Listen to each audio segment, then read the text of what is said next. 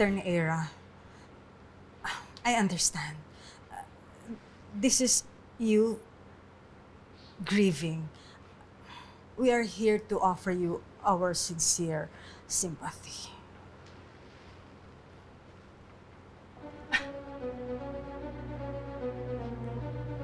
Sa'yo na yung peking simpatsya mo.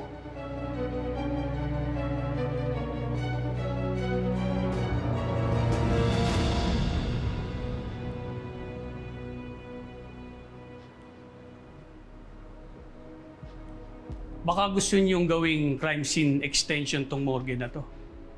Gusto niyo magpatayan? Siguraduhin niyo lang malinis.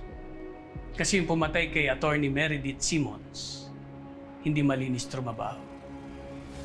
Akala niya, sinira lang ang CCTV, yun na.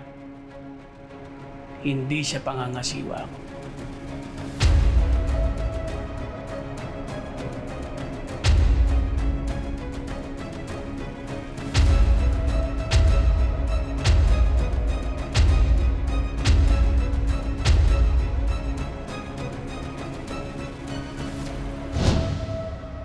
Mukhang planadong-planado ang krimen, Major. Paano po yun, Major, kung walang CCTV? Ang nawala lang naman yung mabilis na paraan para makita natin yung palabas at papasok sa crime scene. May iba pa namang paraan, tulad ng ebidensya, yung witness, testimonya ng witness. Trixie, may sasabihin na ako sa investigador. Are you okay here?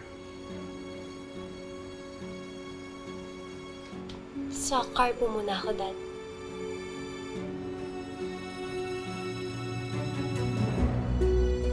Tuloy-tuloy naman ang CSI ng Shoko team at hindi ako nagsasaya ng oras para malaman kaagad natin. Kaya nandito ako ngayon para alamin sa inyo kung ano ang nakita nyo ng pangyayari nung gabi na yon.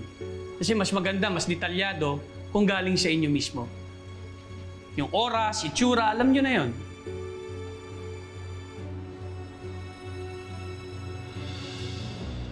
Well, last night was supposed to be a happy night. And a special night para kay Mati. My mommy attorney, as I call her.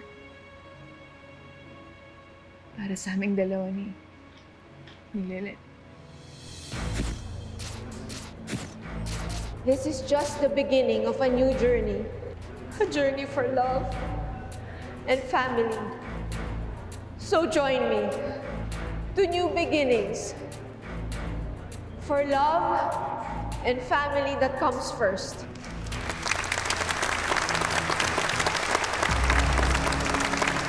Masaya yung gabi. Until someone had to destroy it.